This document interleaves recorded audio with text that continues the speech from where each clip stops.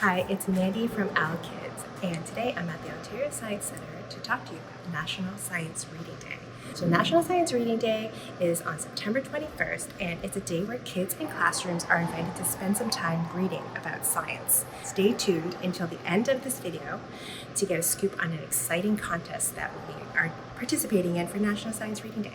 Today we're talking to Kendra Brown, science communicator extraordinaire. So, are you ready to meet Kendra? Let's go.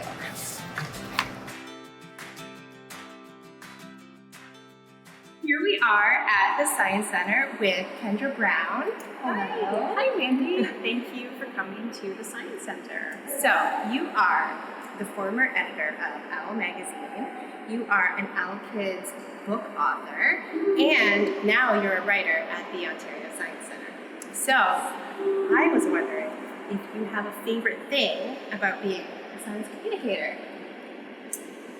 I was going to say that's a hard question to answer, but actually I don't think it is. My favorite thing for sure is that I get to learn something new every day. I am not a scientist. I don't have a background in science, and I always like to say that and be very upfront about it. I help communicate science, but I'm not a scientist, so it means that I am learning on the job every day. Not that scientists are not also learning on the job every day, because they are, just in a different way. But I get to learn cool, new, amazing things all the time that I get to help share with people out there, and kids especially. That's definitely my favorite thing. So we're at the Science Center, and we're here now. So Yes. Can you tell us about your job? Sure. So my job at the Science Center is a writer and editor, and I work primarily on the marketing and communications team. So it's a little bit different than what I did at Owl and Owlkids, but not totally. I mean, part of my job, one of the main things I do is to help spread the word about science and get people interested and into the Science Center, letting them know about all of the amazing exhibitions and programs and activities that we have here in the Science Center and online. So it's still very much about helping spark and inspire that joy and that passion and that interest in science. You've talked about your interest in science, and you've made a career out of it. So I'm interested in knowing, what was it that sparked your interest in science as a child? So, yes, I have made a career out of science, which is sometimes still surprising to me. Just because when I was a kid and much younger, I didn't always know that the things that I was interested in were actually science, but it was definitely animals and nature. I was always really interested in so many different animals. I was always out and about.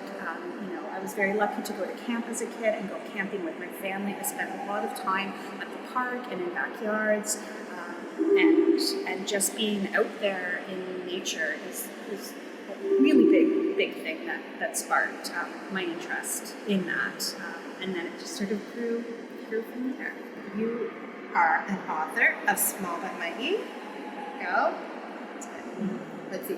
It's Why Earth's Tiny Creatures Matter. And it came out last year with Owlkids. And now that it's been a year, what's your favorite thing about the book?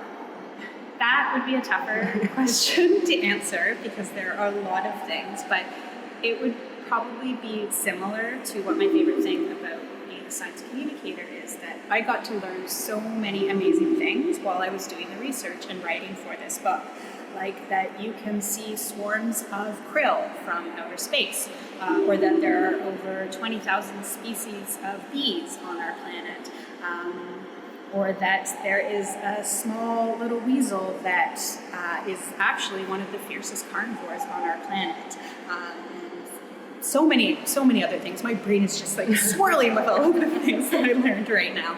And then also, can I just say one more favorite thing, would be working with the amazing illustrator Katerina and all of the editors and people at Owlkids. It was definitely a team effort to get this book together, and working with them was a dream, and seeing it out in the world is just really cool. Even a year later, it's awesome. My personal favorite thing in the book was the 12 grapes. The tardigrades. I love tardigrades. They were one of the inspirations for this book. Yes. And final question. National Science Reading Day is coming up on September 21st. Do you have any recommendations for kids and what they can read for that day? Well, I obviously have to recommend my book, Small But Mighty, for those kids who are interested in animals and nature, just like I am. But I would also recommend whatever you are interested in, whatever the kid is interested in. I always say that they should just read what they like. And I think that reading books about all different sorts of topics, science topics, is a great place to start as well. There are a lot of great general knowledge and reference books out there. The Science Center does have some here, so if you come to visit, please check them out. But there are so many others by different authors and illustrators out there about all different topics, about our planet and space and animals and nature and technology and engineering, and the list just goes on and on and on. And yeah, start there, and maybe you'll find a topic that you're specifically interested in, and then you can read more from there. Thank you, Kendra. You're welcome. Thank you. Everyone get reading, and we'll say bye for now. High five. High five. So we've made it to the end of this video, which means it's time for me to tell you about the contest. So in celebration of National Science Reading Day, Owlkids is participating in a $3,500 book and magazine giveaway on September 21st. Read books, magazines, websites, all about science. Go to owlkids.com/science reading day for more information, and happy reading.